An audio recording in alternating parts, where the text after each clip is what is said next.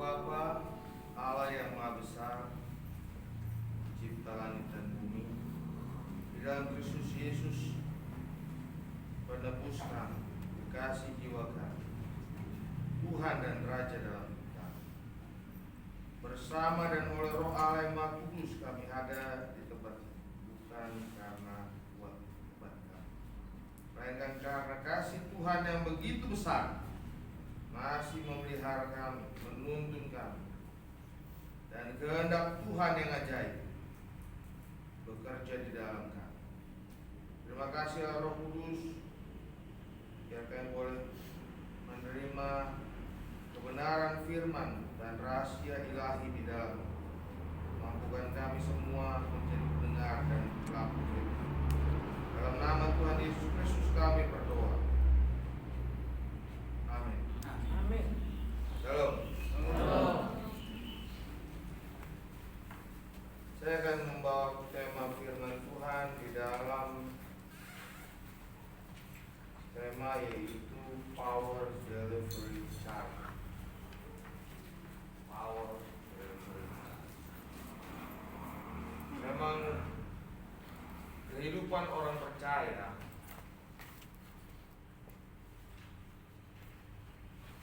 tidak diwarnai dengan segala sesuatu yang indah.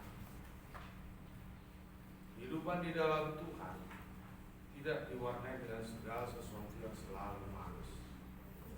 Dan saya tidak ada janjian dengan siapa namanya ini? Paulina. Dengan puji-pujian penyembahan yang luar biasa. Saya nggak janjian ya. Tapi Roh Kudus bekerja memakai semua orang sehingga baik tubuh, kepala, tangan, kaki semua bergerak dalam kehendak. Amin. Nah, power delivery charging ini berbeda dengan quick charge. Quick charge itu berbeda dengan power delivery charge. Quick charge itu kadang-kadang bisa ditempel saja, dia ngecas. Dan quick charge itu dia punya lisensi dengan Qualcomm dalam smartphone. Tapi tidak semua smartphone bisa quick charge. Namun power delivery charging semua smartphone, semua handphone dapat melakukannya. Dan kehidupan kita sebagai orang-orang yang hidup dalam Tuhan memerlukan sekali power yang daripada Tuhan. Amin. Kita memerlukan kekuatan dari Tuhan. Oleh sebab itu temanya adalah power delivery charging. Ya, bukan sekedar quick charging. Dan quick charging cenderung tidak permanen dalam powernya. Tapi kalau boleh bicara power delivery charging, butuh waktu yang cukup lama tetapi paten. Butuh waktu yang cukup lama tapi paten. Tapi quick charging justru kadang-kadang merusak baterai. Demikian juga dengan hidup dengan Tuhan. Yang akan kita renungkan bersama di dalam Kolose pasal yang keempat ayat 2 sampai ayat yang ke-6. Kolose pasal 4 ayat 2 sampai 6, demikian firman Tuhan. Kita baca bersama-sama supaya menjadi bagian kita bersama. Amin. Ada 1, 2, 3, 4, 5 ayat. Menghormati kebenaran firman Tuhan, kita bangkit. Mari kita membaca bersama-sama. Demikian firman Tuhan. Bertekunlah dalam doa dan dalam munajatmu, berjaga-jagalah sambil mengucap syukur. Berdoa jugalah untuk kami, supaya Allah membuka pintu untuk pemberitaan kami, sehingga kami dapat berbicara tentang rahasia aku dipenjarakan. Dengan demikian, aku dapat sebagaimana seharusnya. Hiduplah dengan penuh hikmat terhadap orang-orang luar. Pergunakanlah waktu yang ada. Hendaklah kata-katamu senantiasa penuh kasih. Jangan hambar, sehingga kamu tahu bagaimana kamu harus memberi jawab kepada setiap orang. Amin. Ya. Ya. Jadi hidup ini bagaikan roda. Kadang-kadang roller coaster, ada di atas, ada di bawah, ada di samping, kadang-kadang dibalik-balik. Kita tidak bisa mengelak bahwa inilah kehidupan sosial. Kita tidak hidup sendiri. Ya. Kita makhluk sosial yang punya sesama, yang punya rekan bisnis, yang punya keluarga, yang punya tetangga kanan kiri, yang punya adik kelas atau kakak kelas. Nah, dalam kehidupan sebagai makhluk sosial dikatakan juga hidup itu bagai panggung sandiwara. Bahkan seorang ahli psikologi Murray mengatakan apa? Manusia itu hidup dalam topeng. Psikologi kepribadian dalam topengnya masing-masing. Coba seorang gembala atau pendeta atau asar di gereja, ya anak kecil dibawa sama bapak sama ibu kan, udah ingusan. Kalau anak desa mending kan bersih ya, ingusan beler kan, ih anak cantik sekali.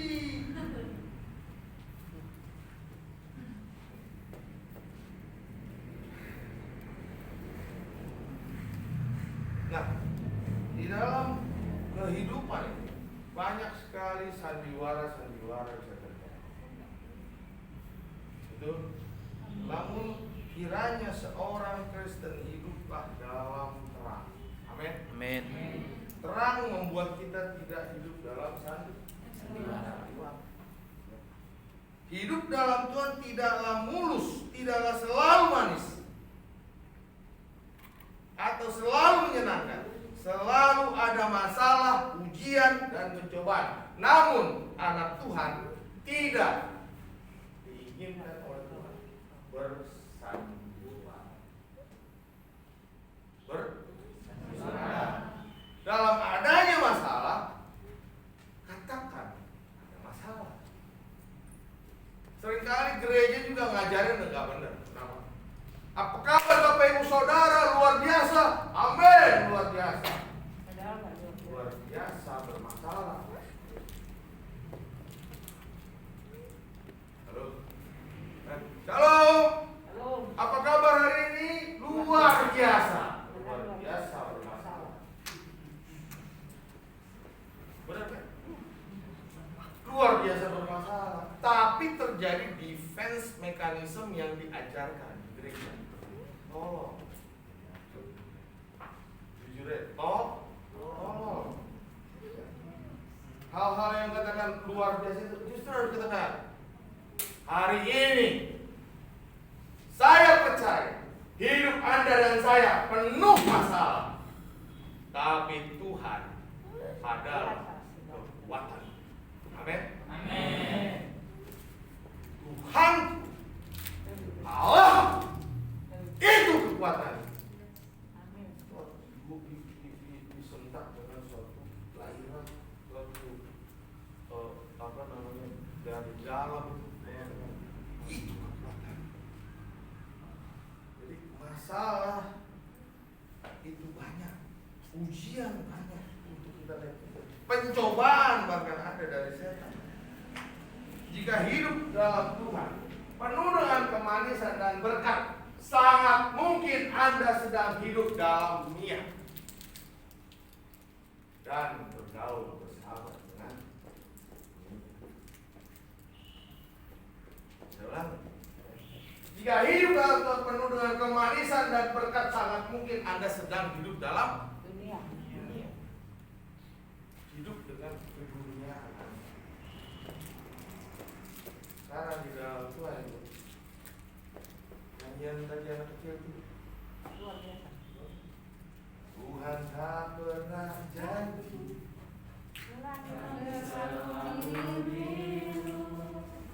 Tetapi Dia berjanji selalu menyertai.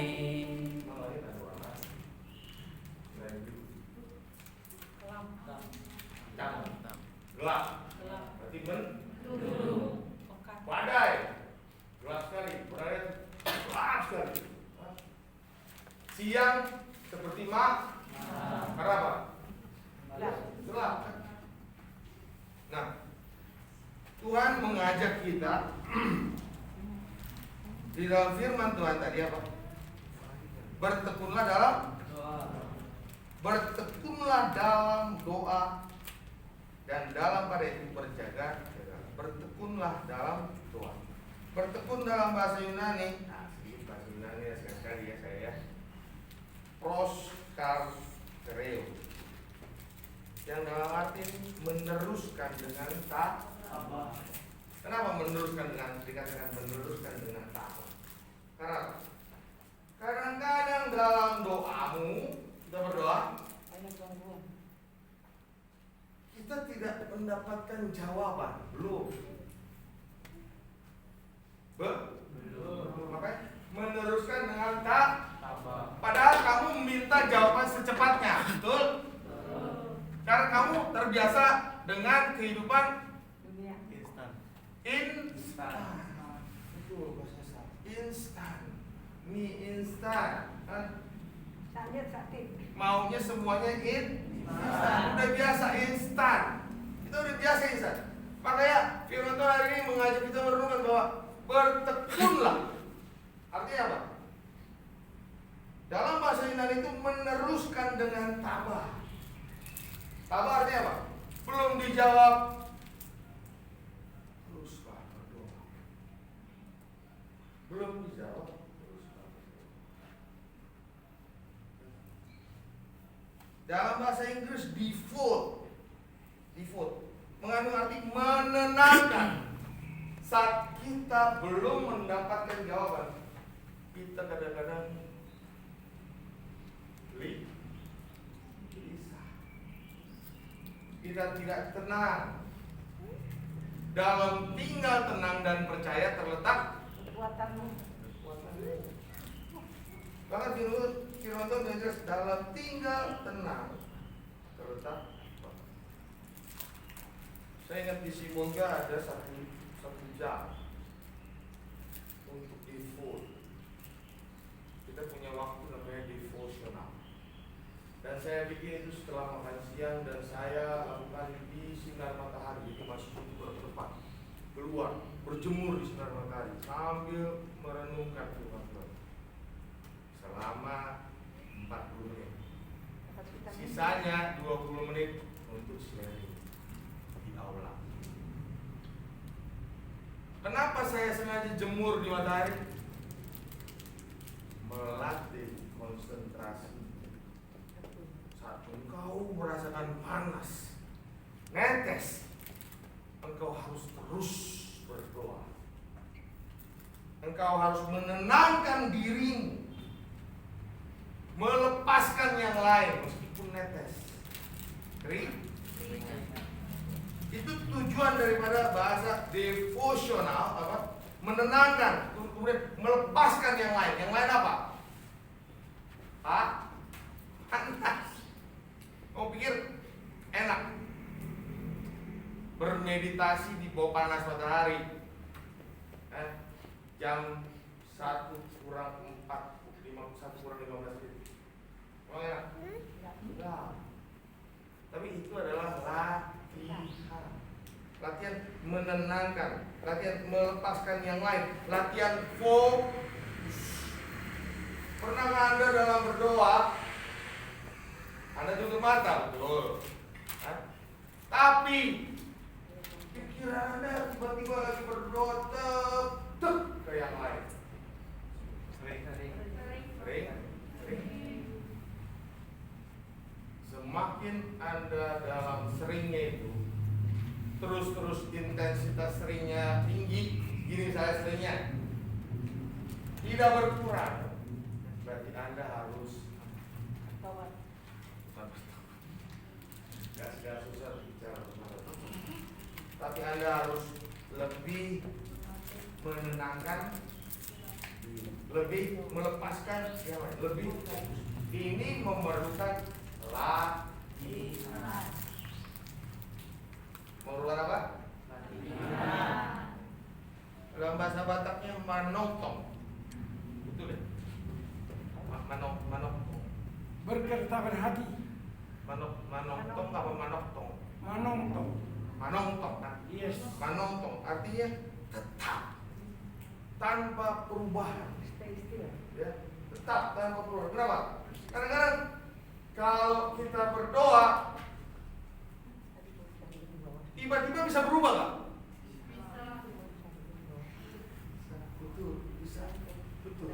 Kenapa? Kamu nggak menetapkan hati.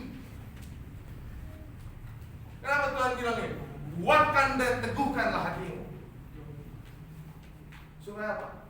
Supaya engkau jangan bimbang dan ragu.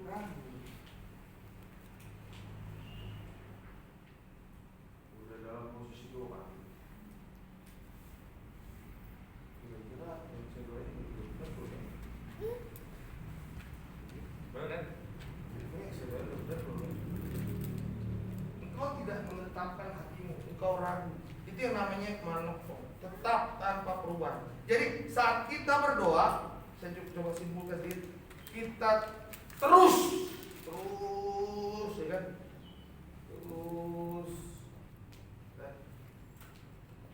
kan pray to push, pray until something happen, push, ya. Pray until something happen. Terus. Dan dalam terus itu ternyata butuh ketenangan. Karena terus menerus bisa nggak? Maka dikatakan apa? Masuklah ke dalam kamar. Kuncilah pintu. Itu firman Tuhan. Masuklah ke dalam kamar. Kuncilah pintu. Kenapa? Engkau membutuhkan ketenangan.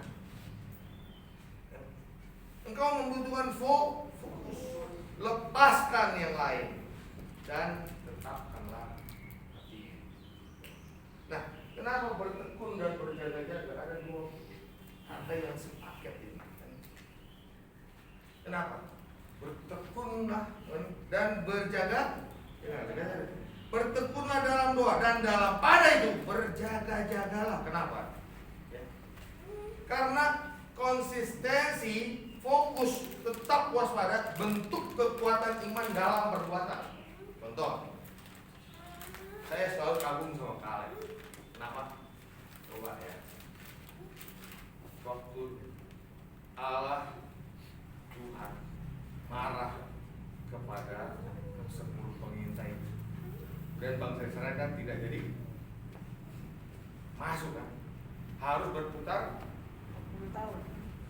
Tuhan udah janji nggak sama Yosua dan Kaleb saat itu? Sudah, ya sudah. 40 tahun Yosua sama Kaleb, khususnya Kaleb, saya lihat Kaleb ya. 40 tahun ada di mana? Setelah 40 tahun dia bilang, berikanlah tanah yang kau janjikan itu. Itu apa? Tahu Hebron? Hebron sekarang adalah tempat yang mineralnya sangat tinggi dan memiliki uranium, bahan dasar nuklir yang paling dasar. Dan Hebron memiliki mineral yang sangat tinggi.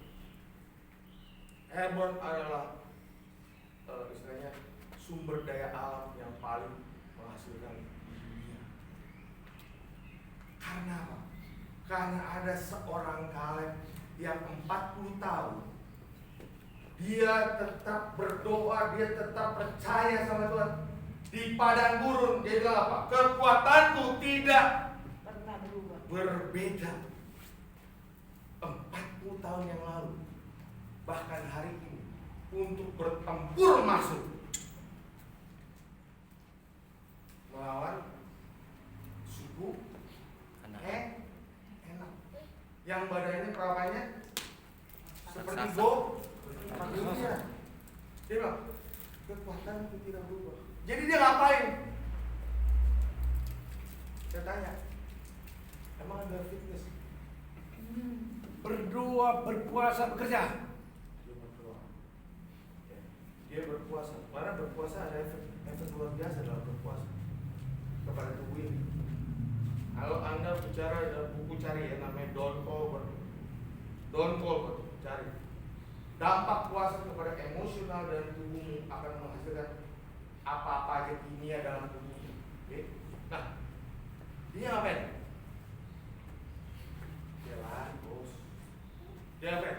Dia push up. Dia ngapain? Dia resto. Dia ngapain? Dia squat jump. Dia ngapain? Dia latihan bela diri.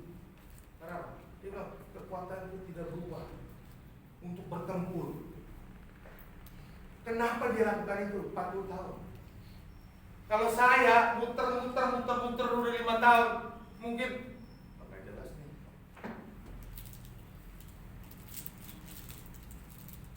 Dari pusat 40 tiap pagi, kagak pusat pagi ini ya.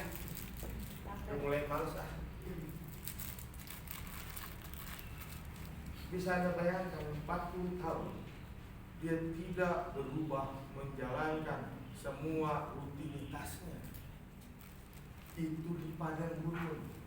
Ini bentuk iman dengan perbuatan. Banyak kita sekarang bicara iman, perbuatannya nggak ada. Terus kemudian kita bilang apa? Aku punya iman. Yang jelas salah itu. Aku punya imron. Saya tabung dengan kalian. Dia bertekun, dia berjaga-jaga. Ini adalah satu bentuk konsistensi, fokus, waspada. Dia tidak tergoyahkan dengan bisikan-bisikan.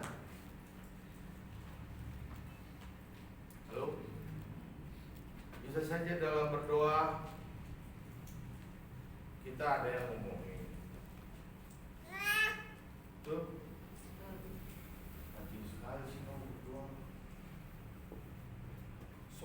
Ya, kan orang-orang yang nggak suka kamu berdoa, tapi tetaplah berdoa, Amen. tetaplah waspada, tetaplah berjaga-jaga. Ya. Berjaga-jaga kata Yunani Gregoreo, tetap sadar. Ya. Awake, sadar. Dalam bahasa Inggrisnya watchful, waspada. Kenapa? Dalam Bataknya dungo, dia tidak tidur. Karena kalau kita sedang berperang, kita tidak berjaga-jaga, maka musuh kita akan dengan mudah mengalahkan kita. Iblis memiliki taktik perang gerilya. Dia tidak menghajar kita pada saat kita kuat. Dia tahu Anda kuat. Dia tahu Anda kuat. Dia tidak hajar Anda pada saat Anda kuat. Jangan hajar Anda pada saat Anda melemah. Nah, kenapa dikatakan berjaga-jaga? Karena manusia ini, tubuh ini, daging ini lemah. Benar. Waktu Petrus dan murid-muridnya disuruh berjaga-jaga di gunung, mereka pun tertidur. Wajar. Manusia ini, kita ini lemah, daging lemah. Maka firman Tuhan mengatakan berdoa dan berjaga-jaga. Tetaplah sadar. Supaya apa? Supaya engkau tidak masuk dalam strategi iblis. Banyak gereja tanpa disadari dipakai oleh iblis. Banyak pemimpin-pemimpin tanpa disadari dipakai oleh iblis. Kenapa? Dia berkata, tiba-tiba Tuhan berbicara.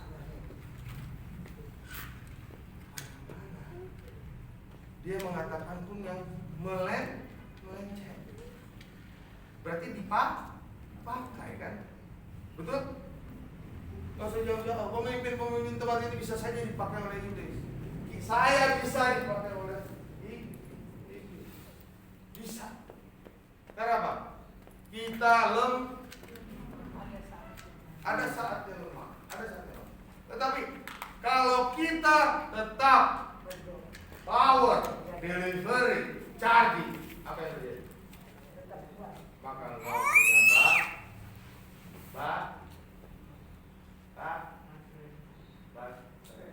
betul? Saya kasih tahu. Smartphone kalau baterainya udah merah, berfungsi nggak? Ngambil daya, apa namanya? Menjalankan operasionalnya aja, mulai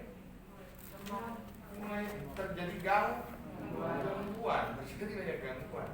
Wajar. Maka kita tetap harus berdoa, berjaga-jaga. Nah, di ayat yang sama dikatakan mengucap syukurlah dalam segala. Kenapa?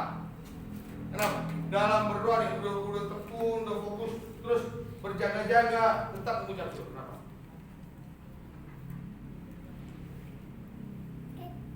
Karena tadi kita pakai. Kadang-kadang doamu belum dijawab. Makanya kau di situ ngapain? Pujian, penyembahan dalam berdoa. Syukur. Puji-pujian, penyembahan. Ya. Yang dahsyat itu apa? Bukan bahasa roh. Bersyukur. Amin. Amin. Karena bahasa roh cuma karunia roh. Ya. Harus ada yang menafsirkan. Dalam 1 Korintus 14. Tapi waktu engkau mengucap syukur, berdoa nih, kan? Berlutut kan? Begitu. Terus ada capek, ada lemah kan? Itu ngapain? Ini bisa aja tanda dulu. Terus apa? Bersyukur. Itu apa? Kasih. Ambil sikap lagi. Udah selesai nih. Sebutan hilang. Ambil berlutut tadi. Berdoa lagi. Saya tahu bahwa nggak ada di sini yang berlutut sampai lutut jauh. Kalau tidak dilakukan.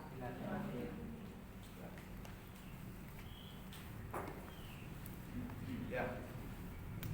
Ayub disuruh oleh istri yang mengutuki Tuhan, tapi Ayub tetap bersyukur meskipun dalam masalah yang hari-hari ini kita harus bersyukur. Saya ingin mengajak kita bernyanyi sebuah lagu.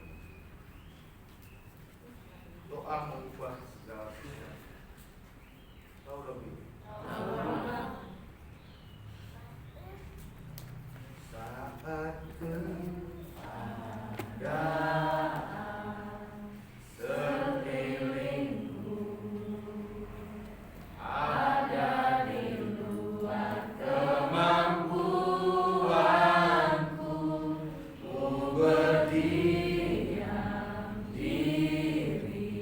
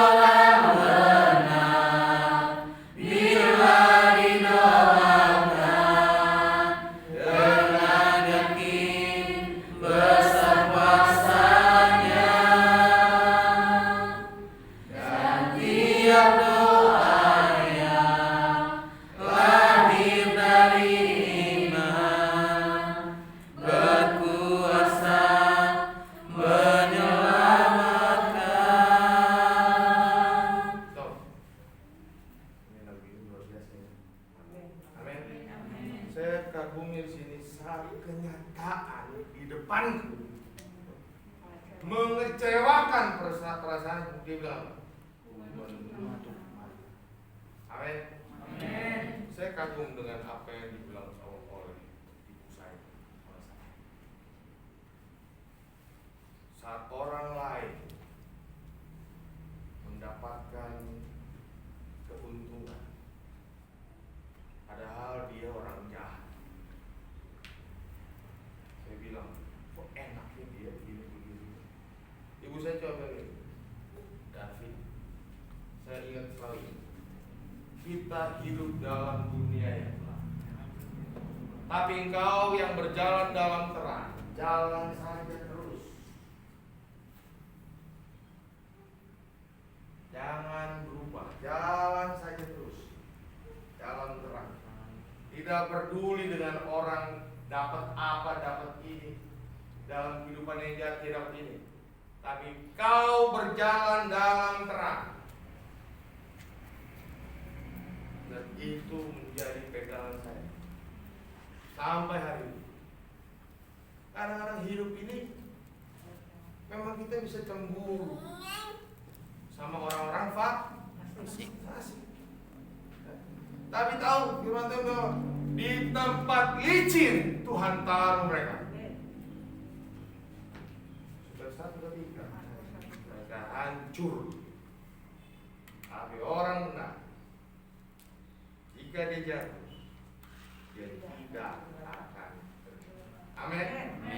Amin. Sebab tangan Tuhan menyertai kita. Dikatakan juga berdoa untuk hamba-hamba Tuhan. Ternyata jangan ego, berdoa jangan egois, cuman maunya kita. Tapi berdoa untuk orang lain. Saya mengatakan gini, saat engkau berdoa, duduk ngobrol, engkau penyembah, engkau jangan mengatakan permintaan, mengucap syukur, berdoa, mengucap syukur. Nanti Tuhan taruh ke dalam hatimu orang yang kau akan doakan. Itu pasti. Itu duluan. Jadi berdoalah untuk orang lain yang Tuhan taruh terlebih dahulu daripada yang kau mau. Karena dia tahu yang kau mau. Tapi utamakan apa yang dia mau. Jadi waktu kau berdoa, kau mengucap syukur, menyembah, mengucap syukurnya. Biar terus, jangan minta apa-apa. Pasti masuk dalam pikiranmu. Engkau disuruh berdoa. Itu yang Tuhan mau. Masuk dalam situ terus sampai kalau bisa menangis untuk apa yang Tuhan mau itu. Dan itu terus kau lakukan. Percaya. Apa yang kau mau, apa yang kau mau, itu dijawab tanpa kau berdoa. Amin. Ini saya bagikan menjadi sebuah apa yang saya alami dalam kehidupan, dalam berdoa. Tidak mendoakan yang saya mau. Saya masuk dalam kehidupan, kepada akhirnya saya mendapatkan yang Tuhan mau. Mulai saya masuk terus. Besoknya saya masuk lagi dalam kehidupan, itu lagi. Wah, saya hajar terus. Saya hajar. Sampai satu ketika dalam perjalanan hidup saya bertemu dengan Tuhan. Dan Tuhan kemudian bergerak dalam caranya untuk menyatakan apa yang dia mau atas saya. Dan setelah pekerjaannya selesai, maka apa yang kau mau pasti Tuhan sudah jawab. Amin. Jika Anda tidak percaya, masuklah seperti yang saya sampaikan. Karena hamba-hamba Tuhan perlu didoakan. Hamba Tuhan manusia biasa masih dapat jatuh dalam dosa. Iblis adalah ular. Yang pertama dicakap siapa? Kepala. Nah, dikatakan seterusnya adalah pergunakanlah waktu yang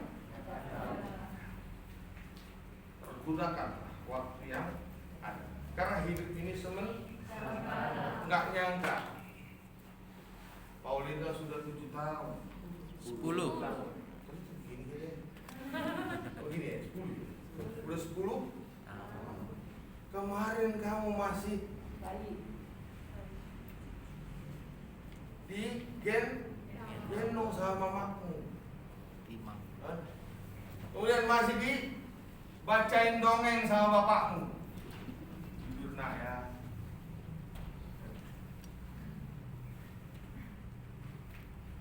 Sepuluh tahun yang lalu kau masih putih abu-abu. Putih abu-abu kan? Putih abu-abu kan? Putih biru, Pak. Putih biru. Putih biru. Putih merah, jangan-jangan putih merah. Putih merah. 10 tahun. Sekolah aku baik kali. Putih merah. Sekolahnya merah. SD. Oh, ya. Saya benci sekali yang salah itu. Dengan begitu mungkin nasi lagi. Nasinya beres. Kalau kita urusan ya udah gini. Ajaib itu dasi. Saya juga bingung. Terus hari Jumat dikasih dasi yang ngomong ini kuku-kuku. Ya. Kayaknya sakit sekali ini gitu. Laki-laki loh. Dikasih dasi.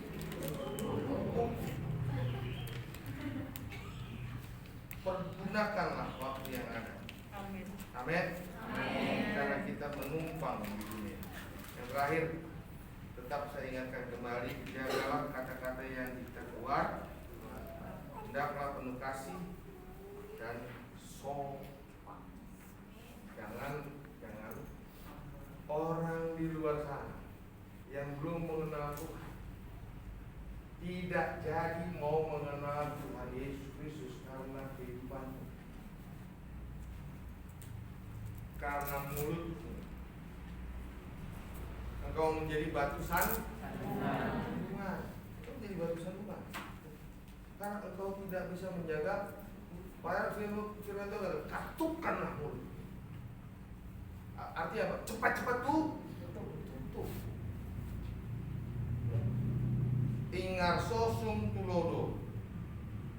Ya, masih ingat? Masih. Dari depan memberikan contoh. Dari samping memberikan semangat. Dari belakang memberikan bukan dorongan, jurang. Nah, memberikan dorongan. Memberikan dorongan artinya apa? Di saat dia tidak mampu, sebagai seorang konselor, engkau diajak untuk supaya dia melihat jalan keluarnya, bukan engkau sekedar menasihatinya, membawa dia melihat jalan keluar. Itu memberikan semangat dari belakang, dorongan supaya yang tidak mampu menjadi mampu, yang sakit disembuhkan, yang terbelenggu dilepaskan, yang buta melihat. Roh Allah yang hidup penuhiku, Roh Allah yang hidup pulihkanku. Terus turunlah urapan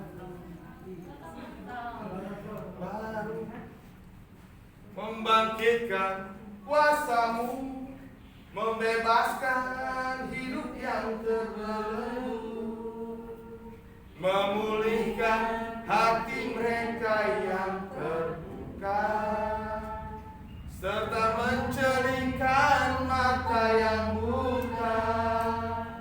Jadikan hidupku alatmu, dipenuhi urapan baru, menyatakan kebesaran kuasamu. Mari kita hidup terus bertekun dalam doa, berjaga-jaga, mengucap syukur dalam segala hal, berdoa untuk hamba Tuhan. Jangan berdoa hanya untuk dirimu sendiri. Renungkan, masuklah dalam hadiratnya, kados, artinya naik kepada tempat kudusnya, dalam kekudusan. Kados itu naik ya. Makna kudus itu sendiri, kudus dalam bahasa asli yaitu kados, artinya naik ke atas. Bersama dengan Tuhan, engkau melihat perkara-perkara yang di bawah yang kecil. Dan dalam kekudusan, engkau masuk dalam yang Dia mau. Dan berdoa buat hamba Tuhan. Pergunakanlah waktu yang ada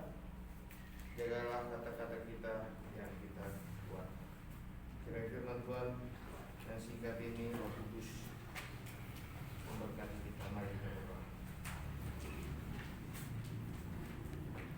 Terima kasih Bapa untuk semua kebaikan. Kami memohon kekuatan daripada supaya kami tidak jemu-jemu dalam berdoa. Kami boleh fokus dan menenangkan diri kami di kaki-Mu, seperti Maria yang mendengarkan apa yang Kau kehendaki. Dan baru kemudian kami akan menjadi seperti Marta yang lain. Ampuni dosa kami supaya kami dapat dengan peka mendengarkan suara Tuhan. Kuduskanlah kami anak-anak-Mu, ya Aba ya Bapa, karena karya ilahi-Mu di dalam Kristus Yesus yang mengagumkan, sehingga tirai bait suci terbelah, kami memiliki hubungan dengan Bapa. Jadilah kehendak-Mu bukan kehendak kami.